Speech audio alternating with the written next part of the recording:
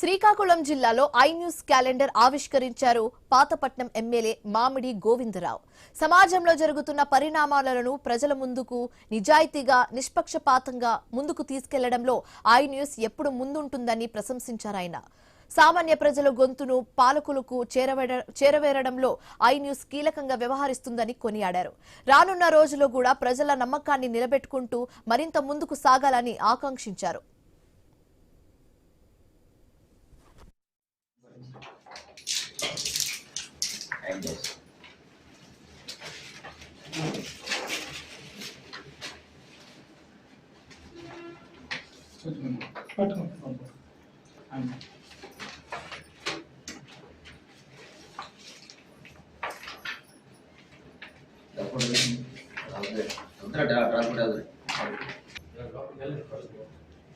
okay